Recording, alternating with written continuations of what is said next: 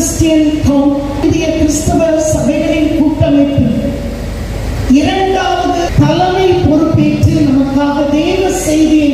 வழங்க வருகை தந்திருக்கின்ற our most precious and beloved brother Dr. Paul Thinagaran அண்ணன் அவர்கள், கிறிஸ்தவ சபைகளின் கூட்டமைப்பின் ரெவரண்ட் டாக்டர் மோகன்தாஸ் ஐயா அவர்களே, அவர்கள் நல வாரியத்தின் போர்டு மெம்பராகவும் இருக்கிறார்கள். ஆகவே அதன் சார்பாக பணியாளர்கள் நல வாரியத்தின் தலைவராக நான் இங்கே வருகை தந்து உங்கள் அனைவருக்கும் என்னுடைய அன்பையும் இந்த நல வாரியத்தின் மூலமாக நம்முடைய மாண்புமிகு முதல் தரிசனம் வருகை தந்த அனைவருக்கும் என்னுடைய அன்பின்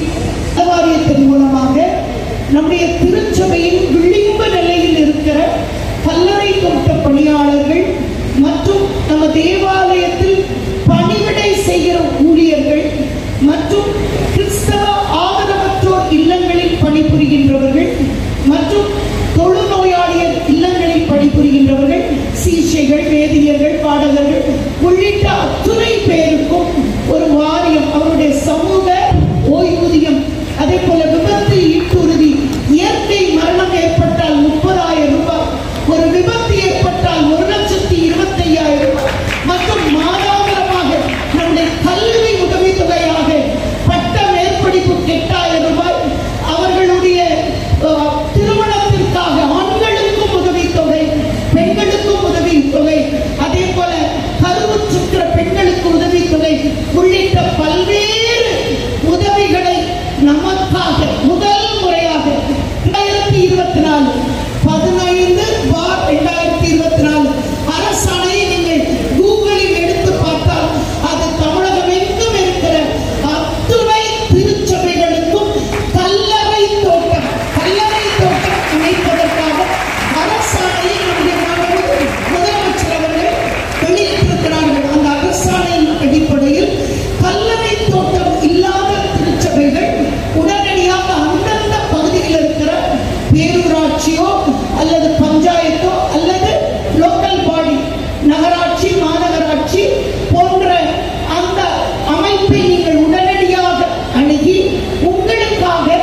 எத்தனை இடம் தேவைப்படுது, 5 ஏக்கர் நிலமா அல்லது சென்னை போன்ற இடங்களில் குறைவாகத்தான் இருக்கும். ஆக அந்த இடங்களை நீங்கள் உடனடியாக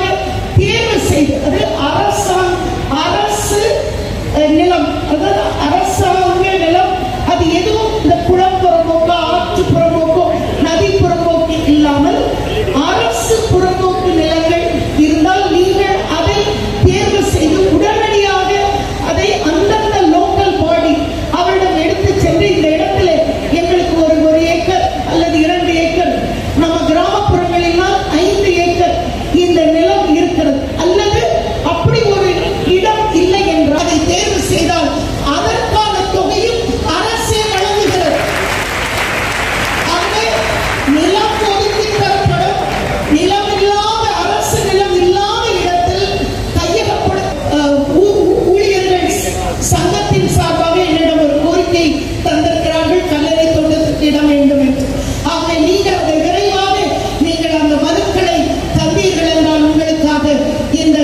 வாரியம் தேவாலயங்கள் 100 வருடம் 120 வருடம் பழமையான தேவாலயங்களை புதுப்பிப்பதற்காக சுமார் 10 கோடி ரூபாயை வருடம் நம்முடைய மாண்புமிகு முதலமைச்சர் அவர்கள் அதற்கான அனுமதி வழங்கியிருக்கிறார்கள். ஆகவே தொன்மையான தேவாலயங்கள் புதிதாக ஒரு 10 வருடங்கள் 20 வருடங்கள் 30 வருடங்கள் ஆன